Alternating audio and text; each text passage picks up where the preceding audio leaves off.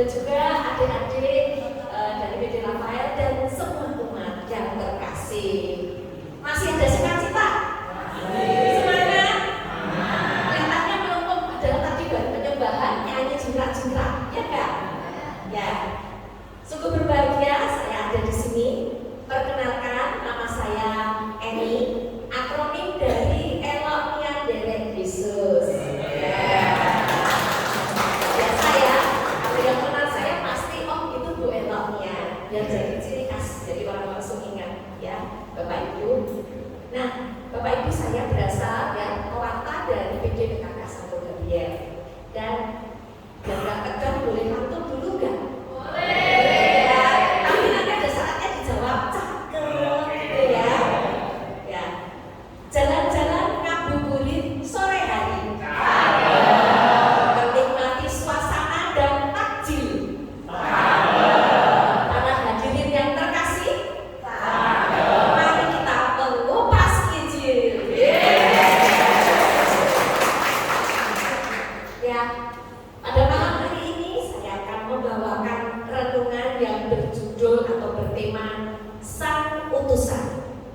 Yang diambil dari perikop Yohanes bab 13 ayat 16 sampai 20.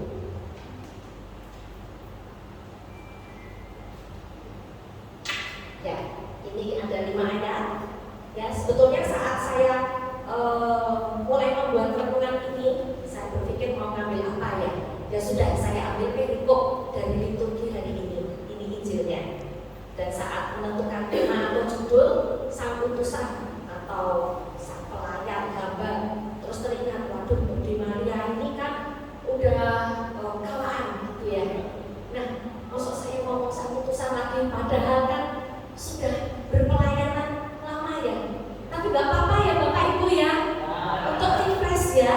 Nah, mungkin dengan mendengar lagi perikop hari ini, kita mendapat sesuatu yang baru, pemahaman yang baru dari Injil ini tentang sang utusan. Mari kita baca bersama-sama. Untuk yang nomor genap itu cowok ya, yang ganjil cewek. Monggo. Aku berkata kepadamu, sesungguhnya seorang hamba tidaklah lebih tinggi daripada tuannya. Ataupun seorang utusan daripada dia yang mengutusnya. Jika kamu tahu semua ini, maka berbahagialah kamu jika kamu melakukannya. Bukanlah kamu siapa, aku berkata, aku tahu siapa yang telah dipilih, tetapi haruslah menambah ini. Orang yang akan terpilih telah menambah dirinya terhadap aku. Next. Aku mengatakannya kepadamu sekarang juga sebelum hal itu terjadi, supaya jika hal itu terjadi, kamu percaya bahwa akulah Dia. Aku berkata kepadamu, sesungguhnya barang siapa menerima orang yang diutus, ia menerima aku. Dan barang siapa menerima aku, ia menerima dia yang mengutus aku. Demikianlah sabda Tuhan. Terpujilah Kristus. Ya, saya ada sebuah film pendek ya, Bapak Ibu ya. Ada seorang babysitter nih, nyuruh-nyuruh majikannya buang diapers. Dan majikannya mau tanpa mengeluh. Nah, ini Bapak Ibu saya dapatkan di TikTok ya video ini. Kemudian viral di WA. Saya lihat waktu buat renungan ini kok ingatnya video ini. Ya, ini tentang sang utusan atau pelayan atau babysitter bersama majikannya. Kemudian di TikTok itu ada tulisannya, siapa pernah begini? Bingung gak ya? Yang memang pendek sekali ya. Nah, cukup. Jadi kalau kita melihat video seperti itu bingung gak? Benar gak? Sang pelayan seperti itu, babysitternya salah atau betul? Bu?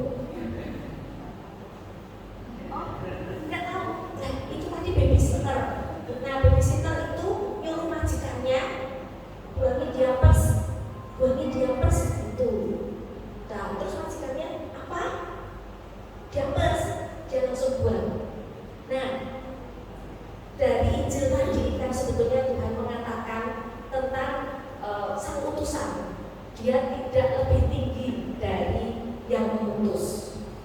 Ya, kalau kita lihat mungkin kalau dari kacamata yang lain ada yang mengatakan ini benar, nggak apa-apa loh. Ada nggak? Nggak ada.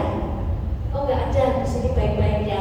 Tapi sebetulnya kalau ada kacamata yang mengatakan, oh kan nggak apa-apa ya, babysitternya baru gendong bayi loh. Nanti kalau gendong bayi bublok-bublok terus malah jatuh gimana? Nah, cuma yang mau digarisbawahi adalah adakah kerendahan hati dari sang utusan atau babysitter ini, dan bagaimana perasaan dari majikannya? Ya, mari kita lanjutkan Bapak Ibu. Kita balik ke perikopnya aja. Kita lihat ke perikop satu-satu tadi di ayat 16. Nah, di sini sebetulnya ada di mana Yesus berkumpul bersama murid-muridnya. Jadi ini perikopnya itu setelah Yesus membasuh kaki. Ya, jadi kita kalau melihat satu perikop itu kita lihat perikop sebelumnya dan setelahnya. Jadi sesungguhnya seorang hamba tidaklah lebih tinggi dari tuannya, ataupun seorang utusan daripada dia yang mengutusnya. Seperti contoh dari video tadi. Ya. Nah, kalau di sini Tuhan Yesus mencontohkan kepada para murid untuk mau melepas ikat pinggang, melepas jubahnya, melepas kekuasaannya, kemuliaannya sebagai Tuhan dan Raja. Tuhan Yesus mau merendahkan diri untuk membasuh kaki para murid. Dan di ayat 16 Tuhan Yesus mengatakan seperti itu, teladan kerendahan hati. Tentunya ia juga ingin para muridnya meneladan kerendahan hatinya untuk saling membasuh, saling melayani. Gitu, Bapak Ibu. Kemudian di bab 17 Yesus mengatakan, kalau kamu tahu semua ini kamu berbahagia jika kamu melakukannya. Jadi kalau sudah ada tahu, oh itu ada pekerjaannya, oh ya aku tahu itu bagus, tapi aku nggak melakukannya, nah itu bukan disebut berbahagia. Kemudian Yesus juga di ayat 18 ini menubuhkan, bukan tentang kamu semua aku berkata, tetapi harus genap nas ini, orang yang makan rotiku telah mengangkat tumit terhadap aku. Jadi di dalam ayat ini Yesus mengatakan, karena setelah ini Yesus mengadakan perjamuan malam terakhir dan memulai penderitaan sengsaranya. Jadi Yesus sudah memberitahu para murid, jika hal itu terjadi para murid tidak kaget. Dan orang yang mengangkat tumit, Yesus tahu dari para murid yang dipilihnya itu ada yang tidak dipilih, ada yang mengangkat tumit. Itu artinya apa, Bapak Ibu? Ya, ditinggalkan atau mengkhianati, ya, munafik. Bisa next. Nah, ini Yesus mengatakan sekarang sebelum terjadi. Jadi pada saatnya terjadi kamu percaya bahwa akulah Dia. Satu, supaya para murid tidak kaget. Dua, supaya para murid akhirnya tahu kalau nanti terjadi, oh Yesus nanti dikhianati, menderita, kemudian ada Bapak di kayu salib sampai akhirnya para murid teringat, Yesus pernah mengajarkan ini, bahwa Dialah Sang Mesias, Anak Allah. Dan Yesus juga mengatakan di sini hubungan Yesus dengan Bapa, hubungan Yesus dengan sang utusan, yaitu para muridnya dan orang-orang yang menerima mereka. Jadi jikalau orang-orang yang kuutus diterima oleh orang-orang itu, maka orang itu menerima aku. Dan jikalau orang itu menerima aku, juga menerima Bapakku di surga yang mengutus aku. Ya, next. Dari ayat 16 dan 20 ya, ada kata yang menarik perhatian saya, yaitu mengutus dan utusan. Berasal dari kata utus. Ya, dari KBBI, kalau mengutus itu menyuruh pergi, mengirimkan orang sebagai wakil atau suruhan. Kemudian utusan itu orang yang disuruh. Nah, seperti tadi babysitter itu disuruh ya, diutus, disuruh. Kemudian orang yang ditugasi menyampaikan wahyu kepada Tuhan, wahyu Tuhan kepada manusia seperti para rasul merupakan suruhan atau murid. Kemudian seperti misionaris itu juga utusan yang diutus untuk misi, mengabarkan keselamatan bagi dunia. Nah, Bapak Ibu, kalau utusan atau pelayan atau hamba, kita di sini diutus nggak sebetulnya? Diutus, karena kita ingat ya, pada akhir misa Romo itu selalu memberkati kita dengan mengatakan, pergilah engkau diutus, dan kita jawab amin. Berarti kita setuju, berarti kita melaksanakan utusan, ya kan Bapak Ibu? Nah, di mana saja kita diutus? Di mana? Di mana saja disebutkan? Ayo. Di rumah, di keluarga, di kantor, pekerjaan, di komunitas, kita berpelayanan, di gereja, di mana saja. Berarti kita semua sang utusan bukan? Nah, sang utusan. Cuman apakah kita sang utusan sejati atau bukan? Mari kita lihat. Sebelumnya ya, sang utusan untuk mempunyai ketulusan atau kejujuran dalam dirinya, jauh dari kemunafikan. Artinya disposisi batin kita dalam berpelayanan menjadi utusan. Seperti Bapak Ibu, misalnya di rumah atau di komunitas, jujur itu, wah aku mau melayani Tuhan. Ya, sesuai bidangnya masing-masing. Ada yang tadi adik-adik singer, BL, dan juga Mas Dika itu ya pengajar set. Terus Dr. Edwin di rumah sakit, sang utusan juga. Mas Adi di perusahaannya dan juga sebagai korum di PD PKK Santo Gabriel. Nah, bagaimana disposisi batin atau hatinya? Nah, tulus atau jujur, atau untuk cari popularitas biar populer, biar terkenal. Di sini nggak ada kok, di sini nggak ada ya. Atau mencari pujian. Nah, kadang-kala kita nggak menyadarinya, tapi kita beberapa mungkin melakukannya. Yesus mengatakan orang munafiklah disebut Yesus orang yang makan rotiku telah mengangkat tumit terhadapku, supaya genap nas kitab suci dari Mazmur 41 ayat 10. Nanti bisa dilihat memang tentang mengangkat tumit. Jadi di dalam kitab Perjanjian Baru itu biasanya ada ayat-ayat yang diambil dipakai dari Perjanjian Lama. Kenapa Bapak Ibu? Karena banyak nubuat-nubuat yang terjadi di masa lampau yang tertulis di Perjanjian Lama itu terjadi, digenapi akan diri Yesus. Dan nubuat-nubuat itu cukup banyak. Ada 350 lebih nubuat di Perjanjian Lama yang tergenapi pada diri Yesus. Mengangkat tumit berarti pengkhianatan. Jadi Bapak Ibu, dalam berpelayanan, menjadi hamba Tuhan, menjadi sang utusan, kita harus mempunyai ketulusan, dan kita mau merendahkan diri seperti Yesus tadi, mau membasuh kaki, itu lambang kerendahan hati. Jadi di mana Yesus yang Tuhan saja mau merendahkan dirinya untuk kita.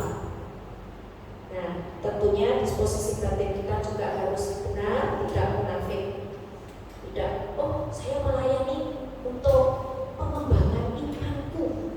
Nah, tapi ternyata kalau nggak diperhatikan orang, keloro-loro. Kalau dicela,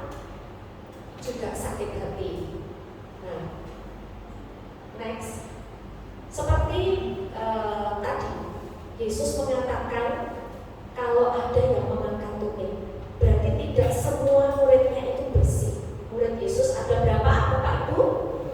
12. Ada satu yang mengkhianatinya. Siapa Bapak Ibu? Yudas Iskariot, benar. Nah, Yudas Iskariot di dalam Matius 26 ayat 15 itu mengkhianati Yesus demi 30 keping uang perak. Nah, saya tergelitik untuk cari itu 30 keping uang perak itu berapa rupiah ya kalau zaman sekarang. Gak tahu ya Bu ya. Banyak Bu katanya. Nah itu terus saya tergelitik banyaknya itu seberapa sampai bisa untuk beli tanah itu ya. Setelah dia mati bunuh diri uangnya diberikan tanah, berarti cukup besar. Nah, saya cari-cari itu dapat dari Wikipedia tulisan dari Pak Bambang Kristanto, Kabid Museum dari FBI. Kalau 30 keping perak itu sama dengan zaman dulu itu 30 koin tetragram. Nah ini Bapak Ibu, untuk koin yang tetragram itu perak ya. Nah di situ disebutkan kalau 30 koin ini sama dengan 4 bulan gaji buruh ahli. Kalau UMR di Solo katakanlah 2,2 ya Bapak Ibu ya. Nah, kira-kira aja biar gampang angkanya. Nah, kalau 4 kali lipat berarti 8,8 juta. Wow, besar ya. Nah, tapi untuk nilai yang segitu setara dengan rupiah sekarang itu 8,8 juta. Yudas ini tega untuk menyerahkan Yesus pada imam-imam kepala. Kenapa kok Yudas tega? Padahal dulu dia itu adalah utusan pilihan juga. Benar nggak Bapak Ibu? Yesus memilih 12 rasulnya sendiri loh. Bukannya milih 11 atau yang satu. Itu Yudas baik ikut ya kan? Dipilih oleh Yesus sendiri. Apakah Yesus tidak tahu kalau Yudas akan berkhianat? Tahu. Kenapa kok dipilih? Biar benar-benar. Jadi Bapak Ibu, sebetulnya manusia itu mempunyai kehendak bebas. Memang Yesus tahu Yudas akan seperti itu, tetapi Yudas kan punya kehendak bebas. Dia menolak untuk tidak menuruti bujukan iblis, sebetulnya bisa kan? Tapi dia memilih menuruti bujukan iblis. Karena apa? Ya, Yudas ini jabatannya kalau di dalam para rasul itu sebagai bendahara, memegang kas. Nah, tapi dia itu pencuri. Dia malah suka mencuri uang-uang yang dia pegang. Dan kenapa Yudas itu mencuri? Karena dia mempunyai sifat apa Bapak Ibu yang membuat orang sebetulnya dia kan sudah tercukupi seperti para rasul Tuhan Yesus, walaupun mereka agak bekerja, mereka melayani umat, tetapi seperti romo-romo zaman sekarang misionaris, pasti ada saja umat yang mencukupi. Nah, ada uang yang dia pegang, dia curi. Karena apa sebetulnya? Dia itu tamak, jadi selalu kurang. Dan apakah Yudas itu tidak percaya bahwa Yesus itu Sang Mesias dengan sekian banyak mukjizat yang dia lakukan? Kalau dia menyerahkan Yesus, dia percaya enggak? Sebetulnya percaya Bapak Ibu. Nah, cuman Yudas itu mengharapkan Yesus itu dengan mukjizat-mukjizatnya melakukan hal yang lebih besar, dan dia menyerahkan Yesus pun berharap Yesus melakukan sesuatu yang besar dengan mukjizatnya. Tetapi ternyata karena memang tugas perutusan Yesus itu adalah untuk wafat menebus dosa manusia, dia jalani semua itu. Jadi Yudas kecelek. Nah, Yudas kecelek. Akibatnya dia menyesal, kemudian bunuh diri. Penyesalan kok terus bunuh diri ya? Betul harusnya bertobat ya. Sayangnya dia tuh merasa dosanya demikian besar. Wah, Tuhan gak ngampuni aku, malah bunuh diri, malah masuk neraka. Beda sama murid yang lain ya, ibu-ibu bapak yang terkasih. Petrus pernah berbuat kesalahan gak? Pernah menyangkal Yesus ya, tetapi dia bertobat. Malah Tuhan beri kemuliaan untuk menjadi pemimpin di antara teman-temannya. Nah, next, Bapak Ibu yang terkasih, Tuhan itu sudah demikian baik pada hidup kita. Dia berikan cintanya walaupun manusia berdosa. Allah Bapa mengutus putranya karena cintanya pada kita dengan Yesus inkarnasi ke dunia. Betul ya Bapak Ibu ya? Nah ya,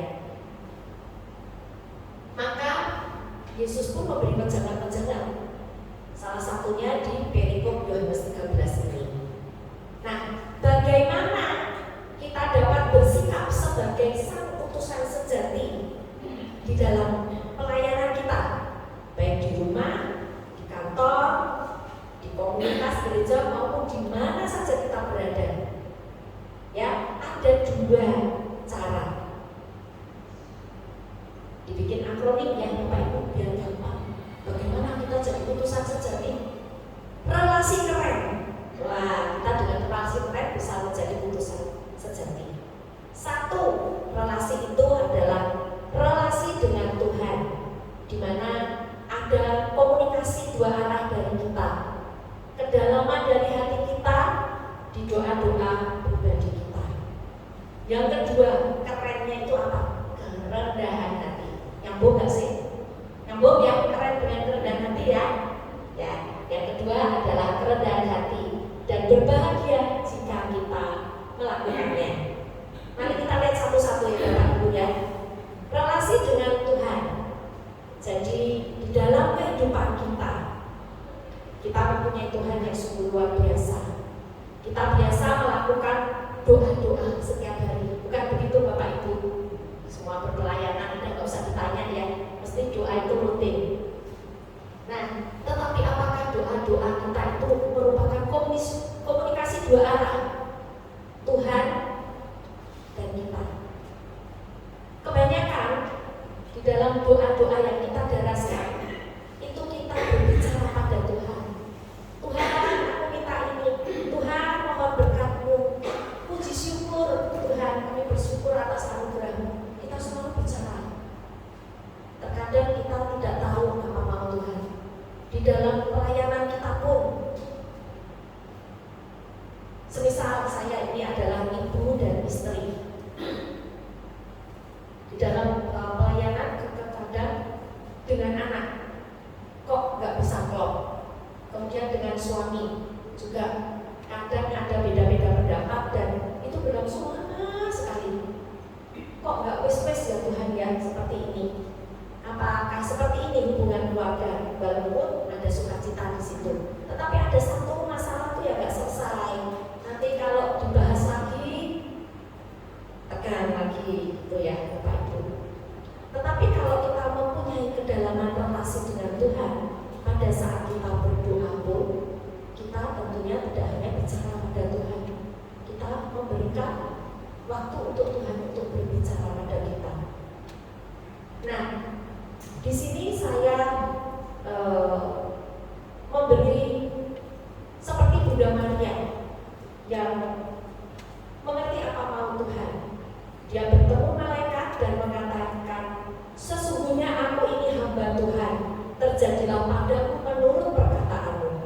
Dari Lukas ayat 1 sampai 38. Maria bisa berkata begitu. Dia ketemu malaikat. Apakah Maria bertemu secara langsung itu? Jadi Maria duduk, kemudian malaikat datang. Gimana Bapak Ibu? Kalau di gambar-gambar itu ya ada malaikatnya ya. Oh ya. Tapi kalau kita renungkan tentunya Maria itu sosok yang saleh, taat. Dari kecil memang hidupnya saleh, Malah dia itu dari kecil memang sudah dipersiapkan Tuhan untuk menjadi ibu Tuhan, jadi dijaga. Kalau menurut Injil Apokrifa itu Maria tinggalnya di tulisannya gini, Baitul Allah, Bait Allah. Nah, jadi memang dia sudah dipersiapkan. Jadi memang dia mempunyai hubungan relasi dengan Tuhan yang dalam. Hubungan relasi yang dalam adalah yang bisa komunikasi dua arah. Kalau kita ngomong terus ke Tuhan dalam doa-doa kita bisa dengerin Tuhan ngomong apa kan? Enggak ya. Jadi kita harus hening. Ya, jadi kita baru bisa mendengarkan suara Tuhan. Kemudian saya ambil dari Katekismus Gereja Katolik nomor 2627. Ya, biar agak keren ya, Pak Ibu. Ada KGK-nya. Aku pernah buka KGK ini tentang doa. Doa itu, pertemuan ini pada hakikatnya mempunyai dua arah.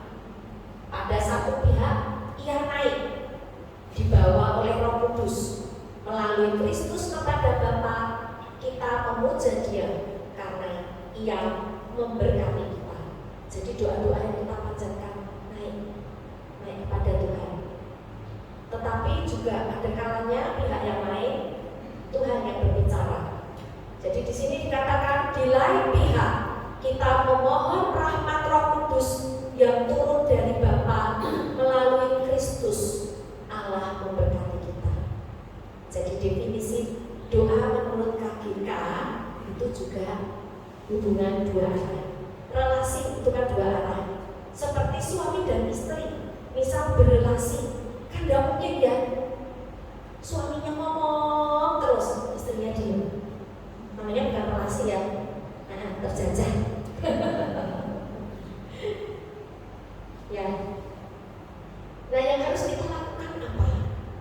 Kalau saya Bapak Ibu setiap malam melakukan namanya pemeriksaan batin, eksamen konsiesi.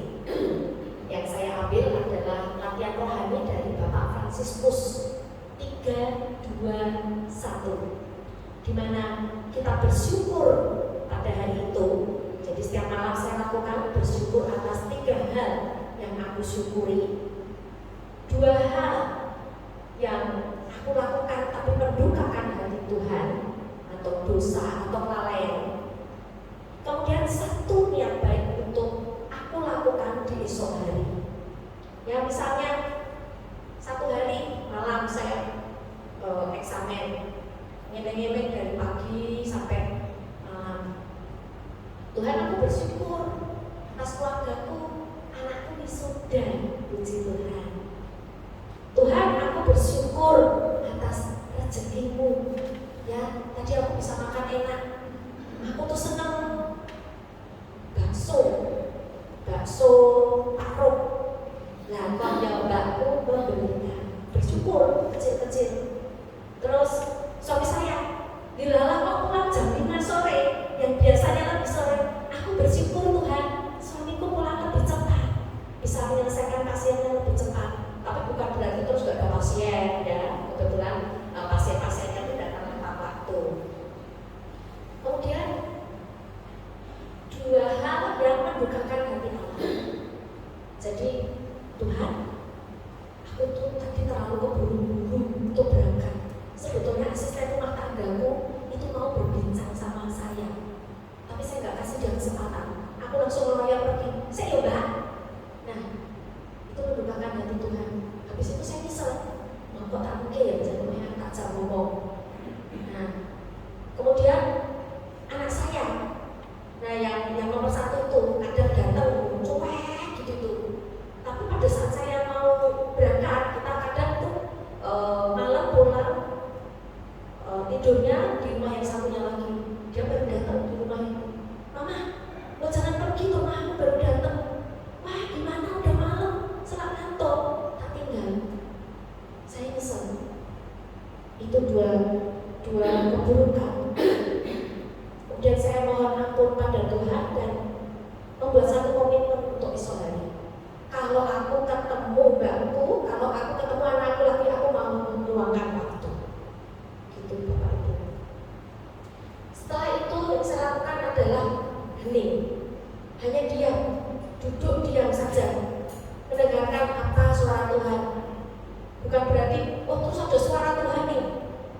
anakku Eni, aku jawab doamu. Enggak.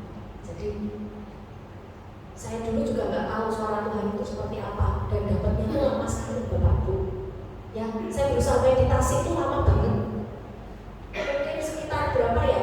3 bulanan baru ketemu suara Tuhan. Dan suara Tuhan itu pendek-pendek kalau sama saya. Ya, jadi kalau Tuhan punya masalah ini, terus tak sebutin terus. Terus pada saat hening itu sabar, hanya teriak sabar. Kok sabar sih? Wong aku ki kudune sing ditulung kok sabar. Nah, kemudian saya merenung lagi. Oh, saya dalam masalah ini sabar, belum ada jalan keluarnya. Jadi jangan bersusah terus, tapi bersukacitalah walaupun masalahmu belum selesai. Kemudian yang saya lakukan lagi, berdoa tobat. Karena doa tobat cuma sebentar ya. Kemudian ditutup doa Bapa Kami. Karena doa Bapa Kami adalah doa yang diajarkan Yesus. Jadi di dalam doa Bapa Kami wis komplit. Gak usah ngomong nyerocos minta ini Tuhan, gak usah. Karena di situ sudah ada semua. Setuju Bapak Ibu? Setuju ya. Kemudian langkah konkret yang kedua. Ya, yang kedua tadi kan kerendahan hati. Diajarkan oleh Kristus dalam hal perkataan dan teladan. Nah, ini ada 3 keadaan kerendahan hati oleh Santo Vincentius de Paul. Jadi Bapak Ibu, kita tuh ya umat Katolik mempunyai banyak sekali kasanah kekayaan ya. Kita punya tiga pilar gereja. Jadi sumber iman kita itu adalah kitab suci, kemudian tradisi suci, dan magisterium. Magisterium salah satunya ada KGK tadi. Nah, tradisi suci itu ada beberapa yang terdapat di dalam KGK, dan kita mempunyai kekayaan lagi para santo santa, bapak gereja yang sungguh demikian banyak ya, karena gereja Katolik itu sudah berdiri 2000 tahun. Nah, berarti kan warisannya banyak. Salah satunya adalah Santo Vincentius de Paul. Dia mengatakan 3 keadaan kerendahan hati. Yang pertama, ketulusan hati, anggap diri layak menerima celaan dari manusia. Jadi Bapak Ibu, nek dikatain dulu ya, saya tuh SMA, badannya lebih kurus dari ini. Ini aja kurus ya Bapak Ibu, itu lebih kurus banget. Jadi kayak tulang itu. Nah, kalau di loke orang, badanmu kurus ya, nah, itu mondok-mondok, badannya kurus bener ya. Nah, itu berarti masih kurang kerendahan hati nggak? Mondok-mondok kurang, saat itu kurang ya. Terus yang kedua, bergembira. Orang-orang lain melihat apa yang tak sempurna dalam diri kita dan apa yang menyebabkan mereka merendahkan kita. Seringkali Bapak Ibu yang kita direndahkan orang lain, bukan merasa lagi, memang direndahkan. Pernah merasakan nggak Bapak Ibu? Pernah mesti ya, semua mesti pernah. Setinggi apapun kita, secantik apapun kita, seganteng, sekaya apapun kita, pasti pernah merasa direndahkan orang lain. Ya. Misal, dandananmu kok ngono toh? Kemeblokan. Terus rasanya udah bagus sih ya, kok dicela, sakit hati, kurang sakit sampai. Nah, kurang introspeksi sebetulnya. Mungkin aja benar ya guru kita itu ya, karena guru kita dengan kasih. Tetapi ada kalanya juga ada teman-teman yang kadang-kadang mencela sesamanya, misalnya orang itu cebol ya, nah kan kesian ya, gigi merongos, nah itu rendahkan itu ya, ngecek fisik gitu. Nah, bagi orang-orang yang mengalaminya itu tentu sedih. Tapi sedih nggak apa, asal kita tidak sakit hati yang dibawa berlama-lama. Karena kalau kita bisa bergembira, kalau orang ngecek kita, kalau orang merendahkan kita, itu artinya kita rendah hati. Dan yang ketiga, ketika Tuhan melakukan karya baik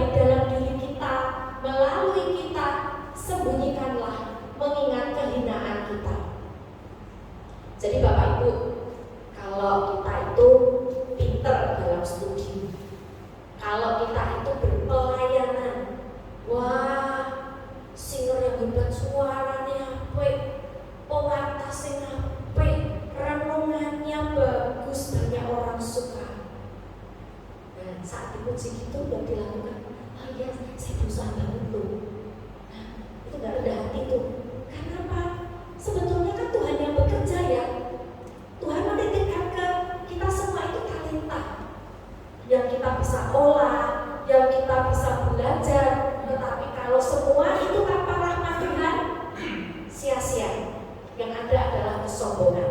Jadi kalau kita dipuji orang, oh pinter ya, oh apik ya nek gawake singer, pewartaan, atau wah mimpin satu acara sukses berhasil, keren loh kowe. Nah, katakan saya nggak keren, Tuhan yang keren. Karena memang Tuhan yang berkaya dengan rahmat-Nya. Setuju Bapak Ibu? Ya. Dan yang terakhir dari Santo Vincentius de Paul, betapa bahagia ia yang mencapai kerendahan hati ini, dan ia yang tak dapat mencapainya, duka cita akan senantiasa menyertainya. Jadi berbahagialah orang yang bisa melakukan kerendahan hati ini, karena dialah yang berbahagia menurut Tuhan Yesus bila kita bisa melakukannya. Dan duka cita senantiasa menyertai bagi yang tak dapat mencapainya. Tadi di nomor 3, jika kita ini ya melakukan karya baik, jika tidak dapat dilakukan, serahkan kepada kerahiman ilahi. Artinya apa? Nek awake dhewe sombong, oh iya, saya bagus ya, latihan kok. Nah, itu kan kesombongan. Maka kita harus menyerahkan kerahiman ilahi. Artinya apa? Bertobatlah, ya, itu kesombongan. Bapak Ibu yang terkasih, yang saya lakukan dalam hal kerendahan hati, terkadang sebagai manusia juga kita punya sifat kesombongan, suka menghakimi orang. Itu kesombongan enggak Bapak Ibu? Iya. Jadi orang itu aku ya semuanya aku ya gosip ya. Nah, padahal kita sendiri yang gosip kan. Nah, menghakimi orang. Jadi agar kita tidak mudah jatuh dalam penghakiman dan kita sendiri mendapat penghinaan atau tidak diperhatikan orang lain, bagaimana kita bisa mendapat rahmat kerendahan hati. Saya butuh rahmat kerendahan hati. Jadi setiap malam ataupun pagi yang saya lakukan adalah berdoa mohon kerendahan hati. Ini aja dipuji syukur nomor 141 Bapak Ibu. Ada di sini yang sering doa dan puji syukur 141. Siapa? Tidak pernah. Nanti setelah ini ya Bapak Ibu ya. Pendek kok. Next. Kalau menurut Santa Teresa, dia itu kan seorang santa yang penuh kasih, menolong orang-orang yang terabaikan dalam sakit mereka. Dia gak khawatir ketularan juga. Dia seorang yang sangat rendah hati. Menurut Santa Teresa ada 14 jalan kerendahan hati. Nanti Bapak Ibu bisa baca sendiri ya. Kira-kira menelisik batin, aku sudah berapa ya? Kalau Santa Teresa kan 14 ya. Kalau cuma 2 berarti udah rendah hati belum? Bapak Ibu? Belum. Ini tolak ukur seorang santa. Tapi kalau semisal kita melihat ya, berbicara sesedikit mungkin tentang diri pribadi. Biasanya kan orang selalu cerita tentang diri sendiri ya. Berarti rendah hati. Ya, yang kedua, uruslah sendiri persoalan-persoalan pribadi. Nah, jadi nggak mencampuri urusan orang lain. Nanti bisa dibaca sendiri kita sudah mencapai yang mana. Sudah mencapai 10 yang lumayan rendah hati ya. Nanti ditambah lagi. Oke, next. Nah, inilah doa kerendahan hati Bapak Ibu yang membuat kita ingat dan yang mendatangkan rahmat ilahi bagi kita, agar kita bisa selalu rendah hati mohon rahmat dari Tuhan. Karena gak mungkin kita usaha bagaimanapun kita bilang kita mau rendah hati kalau udah ada rahmat Tuhan. Bisakah Bapak Ibu? Tidak bisa. Jadi ini doanya saya beri huruf merah-merah, di mana kata kami bisa diganti saya atau kita. Kalau kita sedang bersama-sama dalam keluarga misalnya doa bareng, atau nama anak yang kita mau doakan. Misalnya Berilah Daniel semangat Yesus sendiri, agar dengan rendah hati Daniel menganggap, nah kita bisa mendoakan anak, saudara, ibu, suami kita, dan tentunya kita sendiri. Selalu mohon itu. Jadi kalau Bapak Ibu mau bisa ya tanda bakti atau nanti saya beri untuk gambar PPT-nya ya. Nah, next. Jadi Bapak Ibu, dari semua renungan ini kita ambil satu kesimpulan bahwa kita pun bisa menjadi sang utusan seperti yang Yesus sudah contohkan kepada kita, sang utusan yang taat pada yang mengutusnya seperti Yesus taat pada Bapaknya. Jadi kita bisa mencontoh keteladanan Tuhan Yesus dalam kerendahan hati, dalam berpelayanan, dan juga berrelasi dekat dengan Tuhan. Pertanyaan reflektif untuk kita semua. Sudahkah saya menjadi sang utusan yang melayani hanya demi kemuliaan Tuhan, bukan untuk mencari popularitas atau pujian?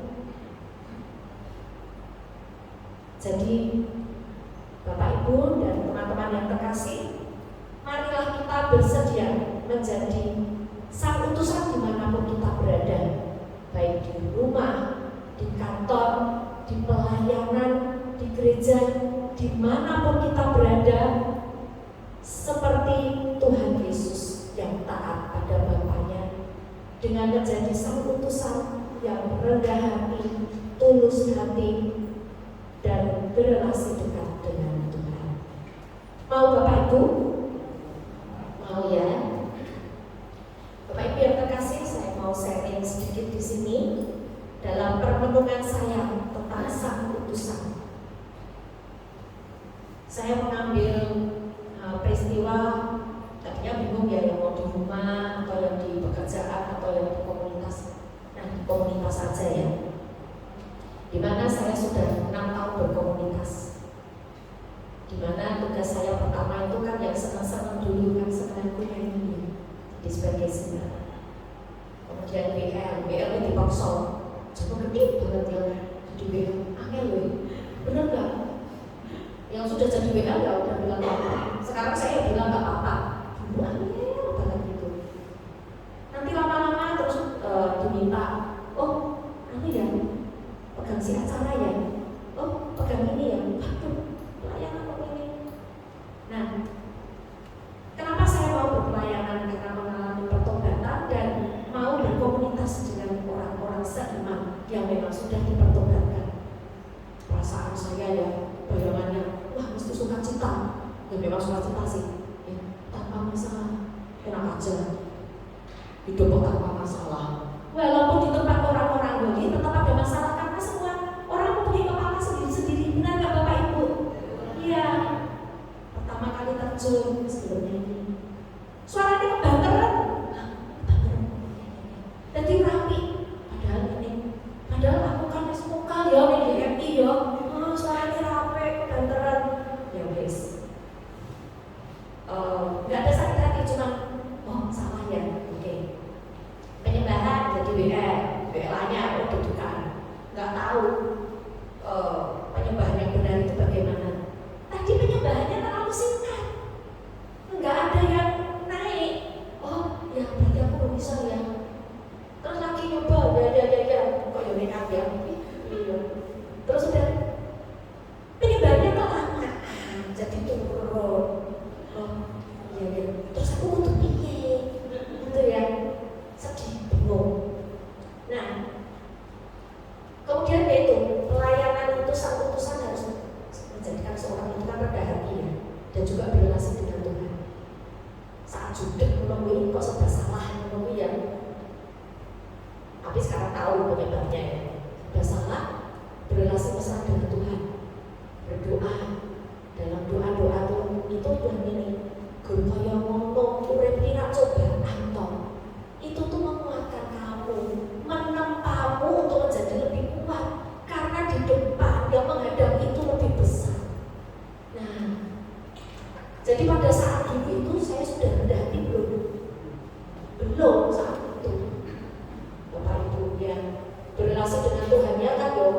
aja yang baru pertobatan dulu sudah pertobatan, berhasil mesranya ya baru 3 tahun ini lah ya. Karena saya juga menekuni pewarta di mana asal mulanya tuh bukan aku pengen jadi pewarta, ngomong di depan juga sebetulnya, ngomong di depan itu berondong jenuh ya. Benar. Tetapi bagaimana saya ingin mengenal Tuhan lebih sungguh di dalam kursus pendalaman kitab suci 60 waktu pandemi seperti ini. Kalau nggak pandemi apa saya ngomong secara Zoom dari Jakarta cuma 2 angkatan 32, 33, terus ini udah tutup yang untuk lainnya. Puji Tuhan, Tuhan memang tujukan untuk saya.